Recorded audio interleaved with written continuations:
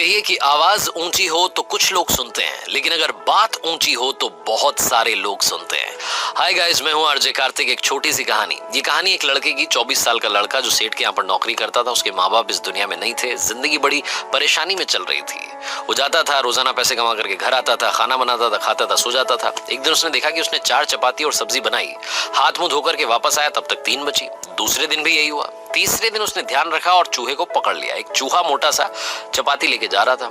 चूहे को पकड़ा तो चूहे ने कहा कि भैया मेरी किस्मत का क्यों खा रहे हो, मेरी चपाती तो मुझे ले जाने दो। तो लड़के ने कहा बेटा मेरे पास में ज्यादा पैसा नहीं, सिर्फ 4 मैंने बनाई है चपाती, उसमें से एक तुम ले जा रहे हो, मैं क्या करूंगा, मेरी जिंदगी ने मुझे बेहाल कर रखा है। तो चूहे ने कहा कि तुम्हारे सारे सवालों के जवाब तुम्हें एक इंसान दे सकता है।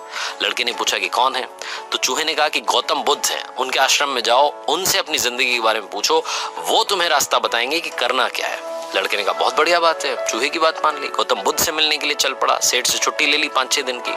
रास्ता लंबा था, रात हो गई। इस लड़के को कुछ दिखाई नहीं दे रहा था। थोड़ी दूर पर एक हवेली दिखाई दी, वहां गया, जाकर के शरण मांगी। हवेली की मालकिन ने पूछा कि बेटा कहाँ जा रहे हो? तो लड़के ने कहा कि गौतम बुद्ध के आश्रम जा रहा हूं, उनसे मिलने के लिए। तो मालकिन ने कहा कि बहुत बढ़िया जगह जा रहे हो, गौतम बुद्ध से हमारे एक सवाल का जवाब लेकर के आना, अगर वो सवाल का जवाब दे दें। तो लड़के ने कहा जरूर, आपका सवाल पूछूंगा, बताइए। तो हवेली की मालकिन ने कहा कि बेटा मेरी 20 साल की बेटी है, जो 20 सालों से एक शब्द नहीं बोली है, बोल नहीं सकती है। बस उनसे पूछ लेना कि ये बेटी कब बोलेगी। ये बोलते बोलते उनकी आंखों में आंसू आ गए।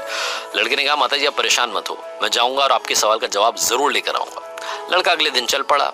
रास्ता बहुत ज्यादा लंबा था। रास्ते में उसे बड़े बड़े पहाड़ मिले, ऊंचे ऊंचे पहाड़, बर्फ वाले पहाड़। उसे समझ नहीं आ रहा था कि कैसे पार करूंगा, बड़ी देर हो जाएगी। तभी उसे एक जादूगर दिखाई दिया जो वहां बैठ करके तपस्या कर रहा था। जादूगर के पास गया, उससे बोला कि मुझे गौतम बुद्ध से मिलने के लिए जाना है, रास्ता तो बहुत ही परेशानी वाला लग रहा है, कैसे मैं पार करूंगा? तो जादूगर ने कहा कि गौतम बुद्ध से मिलने जा रहे हो, मेरे एक सवाल का जवाब लेकर के आ जाना, तुम्हें पहाड़ तुम्हें फटाफट से पार करा दूंगा। लड़के ने कहा आपका सवाल बताओ।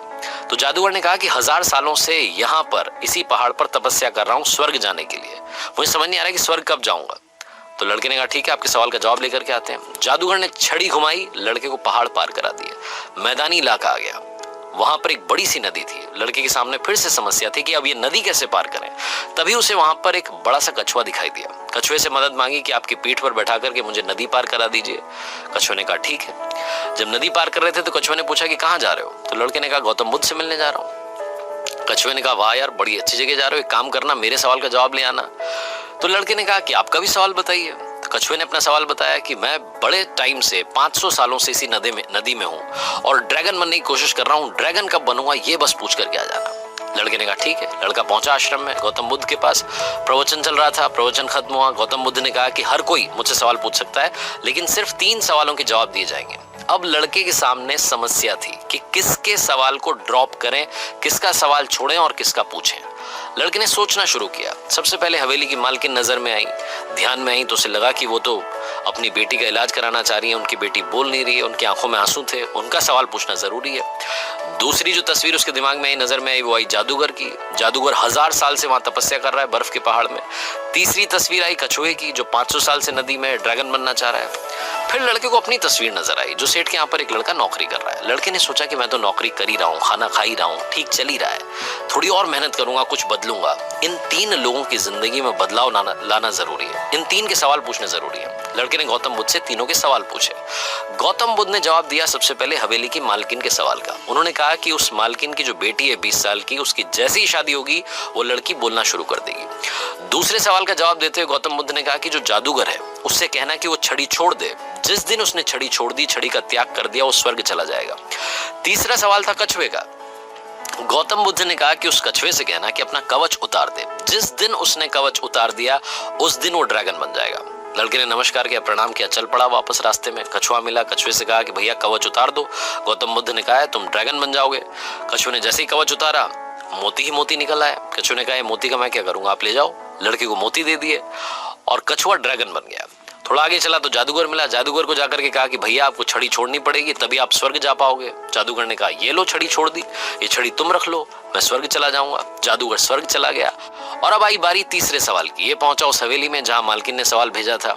मालकिन से जाकर के बोला कि मालकिन आपका जो सवाल था उसको जवाब मिल गया है, आपकी 20 साल की बेटी की जिस दिन शादी हो जाएगी उस दिन ही बोलना शुरू कर देगी। उन्होंने कहा क्या बात है, तो देर कैसी, मेरे सामने ही तो दूल्हा बैठा है, तुमसे बढ़िया लड़का कौन हो सकता है। लड़की को बुलाया गया, लड़के ने लड़की को देखा, लड़की ने लड़के को देखा, शादी करा दी गई। और जैसे ही शादी हुई, लड़की ने पहली बात बोली कि आप तो वही हो जो उस दिन रात में हमारे यहाँ आकर के रुके थे। लड़की ने बोलना शुरू कर दिया।